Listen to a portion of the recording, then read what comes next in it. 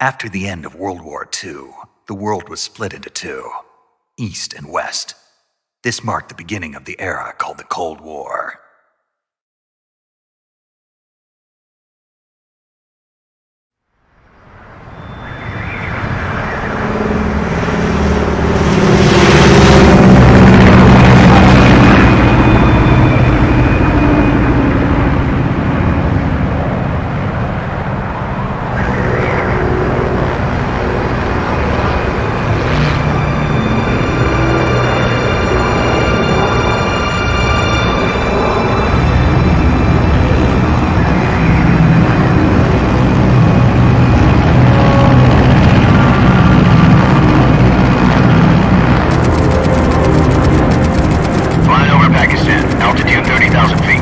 Approaching Soviet airspace.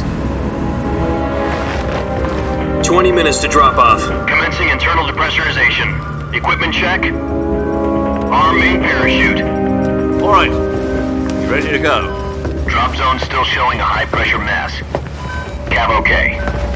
Good. We've got high visibility.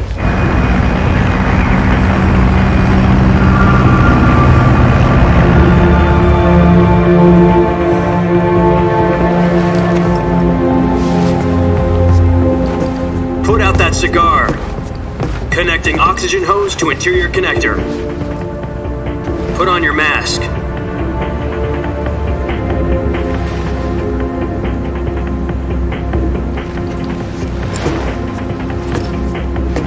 Does this panty waste know what he's doing? Approaching release point. 10 minutes to drop off. Hey, are you deaf? He said put out the cigar and put on your mask.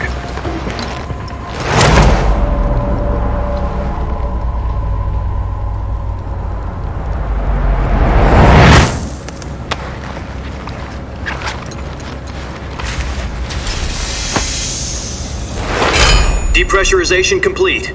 Checking oxygen supply. 6 minutes to drop off. Opening rear hatch.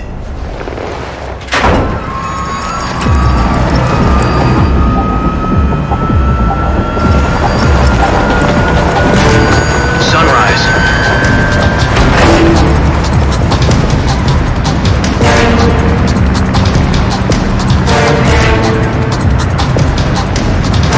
External temperature minus 46 degrees Celsius. 2 minutes to drop off.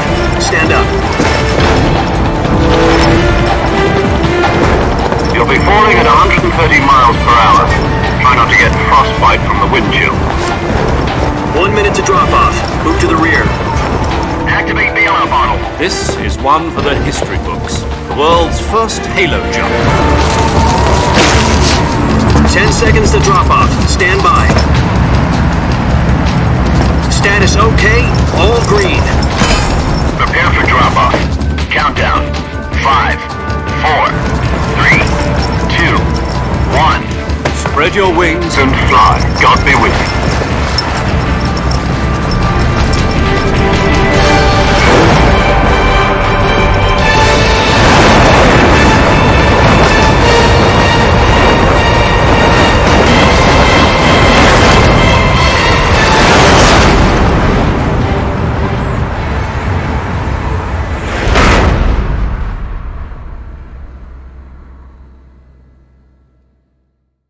Jack, I've got some important news.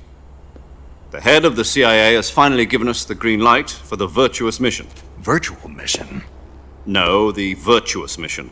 The future of our Fox unit depends on it. If it succeeds, we'll be officially organized into a unit. Virtuous mission? Sounds like some kind of initiation ritual.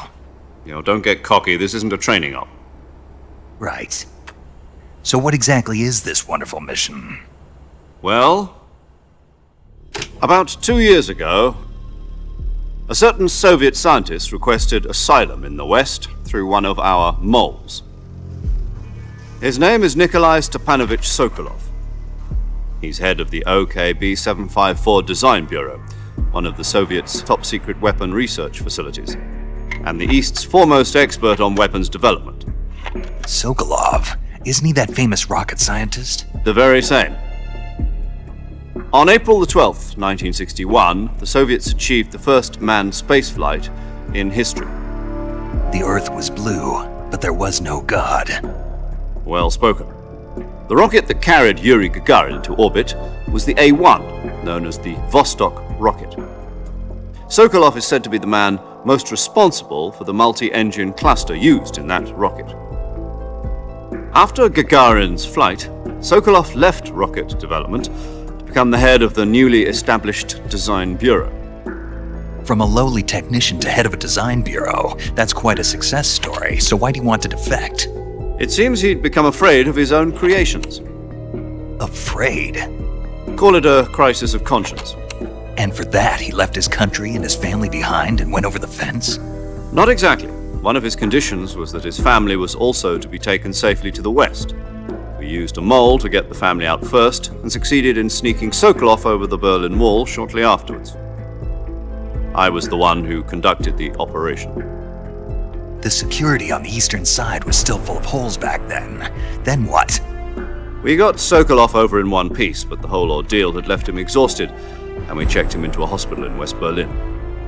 It took him 2 weeks and more than 600 miles to get from the research facility in the Soviet Union to Berlin. He was in no condition to say anything coherent. And it was only a week later that we had something much bigger on our hands. The Cuban Missile Crisis. October the 16th, 1962, President Kennedy received word that the Soviets were in the process of deploying intermediate-range ballistic missiles in Cuba. The President demanded that the Soviets dismantle and remove the missiles. At the same time, he announced a naval blockade to prevent further missile shipments from reaching Cuba. But the Soviets didn't back down, instead placing their armed forces on secondary alert. Soviet transport ships carrying missiles continued on course towards Cuba. US and Soviet forces went on alert for an all-out nuclear war. Frantic negotiations were conducted through the UN's Emergency Security Council and unofficial channels to end the hair-trigger standoff. Finally, on October the 28th, the Soviet Union agreed to remove its missiles from Cuba, and so the world avoided a nuclear holocaust. But in order to get the Soviets to pull their missiles out, we had to make a deal. You mean the one where the US agreed to remove its IRBMs from Turkey? No. The Jupiter IRBMs deployed in Turkey were obsolete, and we were going to get rid of them anyway. They had no strategic value whatsoever to either the US or the Russians. The Turkey deal was a ruse, a cover story that was fed to the other intelligence agencies around the world. So what did the Russians really want? Sokolov. They wanted us to return Sokolov. You mean the Soviets pulled out of Cuba just to get their hands on Sokolov? That's right. What the hell was he working on? At the time, we had no idea.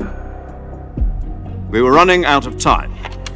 It was either give up Sokolov or risk full-scale nuclear war. In the end, we had no choice. President Kennedy gave in to Khrushchev's demand. The next day, I got Sokolov out of the hospital, handing him over to agents on the eastern side. Sokolov kept on screaming, "Save me," until he disappeared from my sight. Then a month ago, we received some new information from one of our moles. About Sokolov? Yes.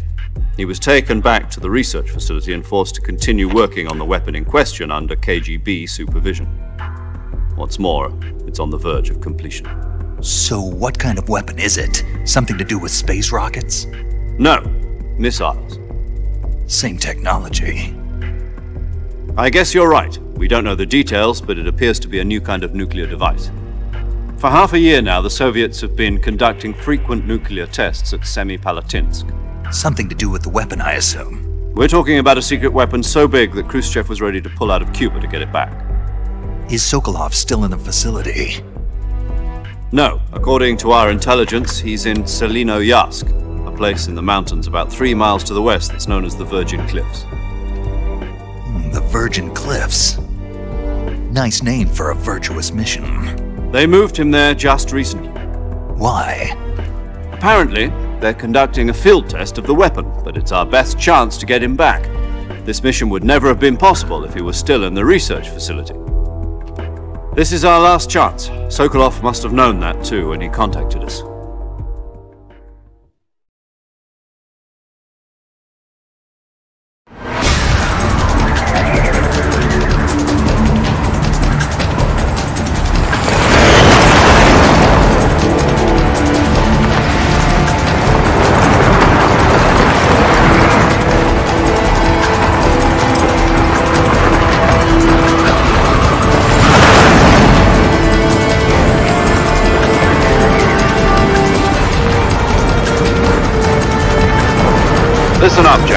Your mission is to infiltrate Selino-Yask in the Soviet mountains, ensure the safety of Sokolov, and bring him back to the West.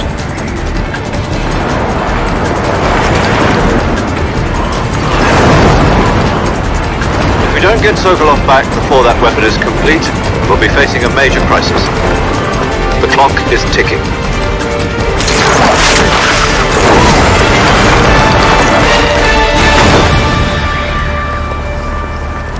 Once we've confirmed the rescue of Sokolov, stand by at the recovery point. A recovery balloon will be dropped at that point. Helium will be pumped into the balloon to inflate it. The process takes about 20 minutes. Once it's complete, the gunship's arm will latch onto the balloon and pull it up.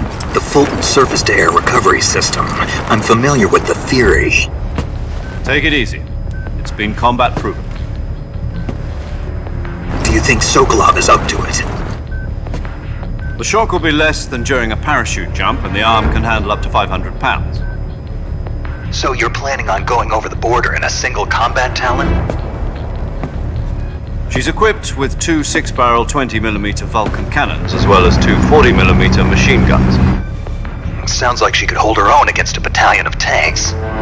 Even with the fuel in the reserve tank, we're facing a 4-hour time limit. If all goes well, it shouldn't take more than a few hours. Home in time for dinner. But if anything goes wrong, you'll be eating dinner, breakfast, and all the rest of your meals in the jungle.